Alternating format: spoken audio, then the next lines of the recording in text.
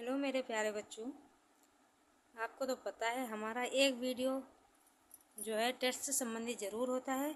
तो पहले हमने पढ़ा था समास के बारे में। तो आइए फटाफट आपको जांच लेते हैं कि आपको आता कितना है। तो तुरंत ही पेश है आपके सामने समास के एमसीक्यू। आज हम क्वेश्चन आंसर हल करेंगे इसके कि समास आपने कितना समझा।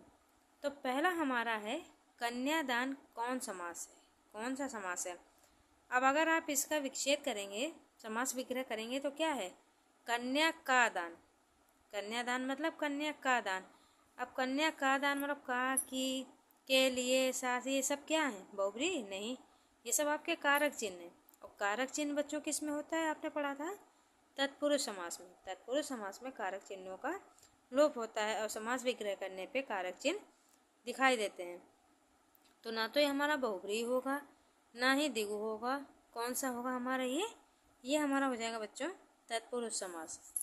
आते हैं अपने दूसरे क्वेश्चन पे, देश विदेश शब्द में कौन सा समास है। अब भाई देश का तो विलोम भी विदेश है, डैश भी लगा हुआ योजक चिन्ह, देश और विदेश विपरीत भी हैं। तो जहाँ तक हमें याद है विपरीत में हमने क्या पढ़ा था, द्विगु समास नहीं, द्विगु समास तो संख्यावाचक होता है। कर्मधारय विशेषण होता है, देश विदेश विपरीत है। तो विपरीत में क्या पढ़ा था हमने, द्वंद्व समास। बिल्कुल सही, विपरीत में हमारा जाएगा द्वंद्व समास। प्रतिमान कौन समास है। अब भाई प्रतिमान, यथासंभव, प्रतिदिन, ये तो जहाँ तक हमें लग रहा है अव्यय होगा बच्चों ना। बिल्कुल सही। अब जब ये अव्यय है तो समास हमारा कौन सा हो जाएगा, अव्ययी भाव समास। तत्पुरुष नहीं होगा, ना ही हमारा कर्मधारय होगा। इसका राइट आंसर होगा हमारा अव्ययी भाव। उसके बाद आता है हमारा आनंद मठ में कौन सा समास है। आनंद मठ जो शब्द है उसमें हमारा कौन सा समास है। तो एक बार फिर से सारी परिभाषाएं दोहरा लेते हैं।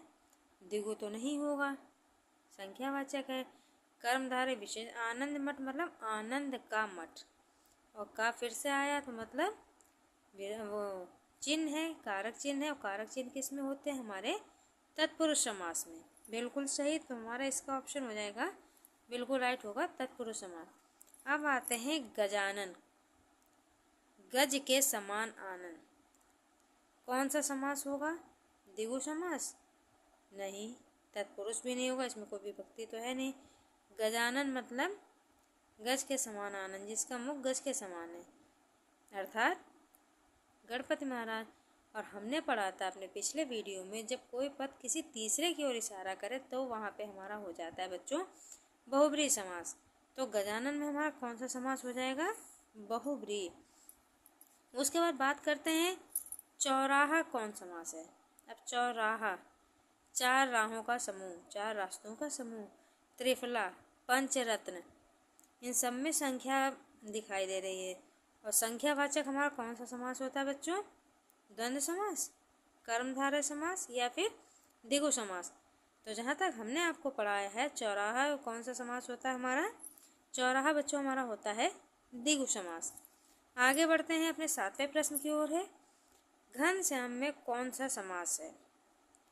घनश्याम में कौन सा समास है, तत्पुरुष, द्विगु, कर्मधारय, कौन सा हो जाएगा, द्विगु समास तो नहीं होगा, द्विगु समास नहीं होगा, द्वंद्व समास भी नहीं होगा, तत्पुरुष समास भी नहीं होगा। बचा कौन हमारा, कर्मधारय समास। इसमें विशेषता बताई जा रही है कि घनश्याम, श्याम किसके समान, घन के समान, बादल के समान है, विशेषण है। तो हमारा क्या हो जाएगा, कर्मधारय।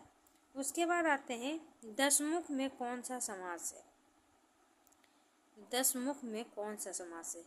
अब बच्चों यहाँ पे, अब आप कहेंगे दशानन होता, तो यहाँ पे दशानन, क्योंकि दशानन मतलब जिनके 10 मुख हैं, ठीक है, वो दशानन है, अर्थात रावण तो बहुब्री होता है। लेकिन यहाँ 10 मुख मतलब 10 सिरों की बात की गई, तो यहाँ संख्यावाचक कहा गया है। 10 मुख मतलब यहाँ संख्या बताई गई कि 10 सिर हैं, तो 10 मुख का मतलब यहाँ पे कौन सा हो जाएगा आपका, संख्यावाचक द्विगु समास। कौन सा होगा बच्चों, द्विगु समास। अंतिम है हमारा गिरह कट कौन सा समास है। गिरह को काटने वाला, गिरह कट कौन समास है हमारा, अव्ययी भाव भी नहीं होगा, द्वंद्व समास भी नहीं होगा, वो होगा हमारा तत्पुरुष समास। उम्मीद करते हैं आज आपने इन प्रश्नों से कुछ सीखा होगा और आपको समास समझने में और भी आसानी रही होगी। कल हम नेक्स्ट टॉपिक के साथ फिर मिलेंगे, तब तक के लिए बाय बाय बच्चों।